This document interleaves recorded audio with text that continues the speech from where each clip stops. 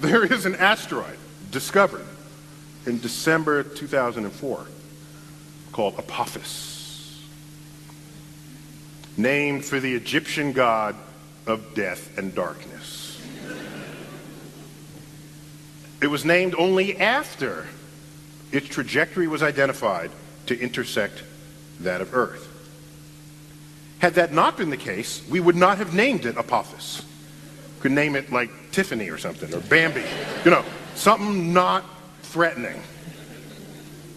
This one was headed towards Earth, Apophis. All right. Once you discover an asteroid, you got to wait a little while to get enough of a segment of its orbit to calculate what the full orbit will be to know if it will come in harm's way. So, we did that. We, the community. I wasn't the one. We got peeps who do this. Okay? So, peeps, if you're over 30, means people. Okay? Forgive me. If I say you got peeps, it's people. It's actually a loving phrase, right? It's not little yellow marshmallow. They're not, No. right. So, we get the orbit. Turns out, in the year 2029, the month of April, the 13th of April, a Friday, Apophis will come so close to Earth that it will dip below our orbiting communication satellites. And it is the size of the Rose Bowl. It'll be the largest, closest thing we have ever observed to come by Earth. Now, of course, a much bigger asteroid took out the dinosaurs, but we weren't around at the time. So this is in the era of observing the cosmos with technology. This will be the closest, biggest thing we'll ever see come by. Now, the orbit we now have for it is uncertain enough, because these things are hard to measure and hard to get an exact distance for. The orbit is uncertain enough, so we cannot tell you exactly where that trajectory will be. We know it won't hit Earth. We know it'll be closer than the orbiting satellites. There is a range, a 600-mile zone. We call it the keyhole.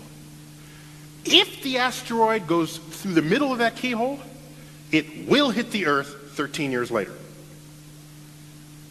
It will hit the Earth. 500 kilometers due west of Santa Monica. So it doesn't matter where it goes through that keyhole. Now, that's if it goes through the center. If it goes through other places within that keyhole, then the contact point shifts further into the Pacific or closer towards Las North Vegas America. Or something, yeah. Yes. Okay?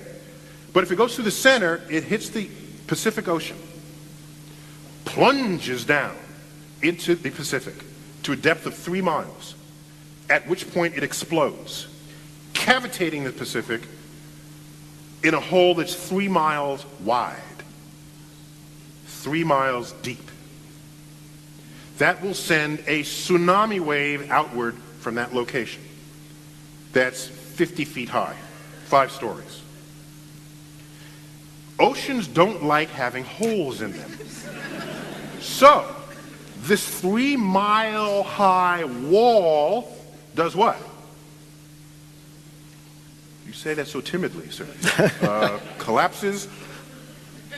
It's a 3 mile high wall of water. Thank you.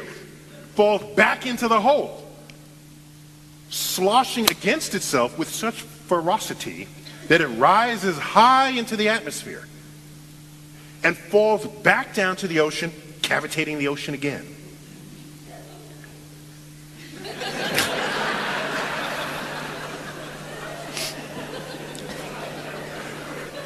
So now you make a cavity a second time. This cycle takes about 50 seconds. You can calculate it, okay?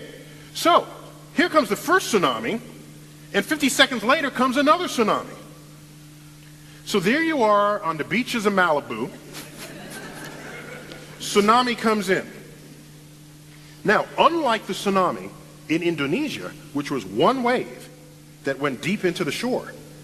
This first wave needs a supply of water to exist, so that the next wave actually sucks back on it to create itself. So, this tsunami will only go in about 1/4 of a mile.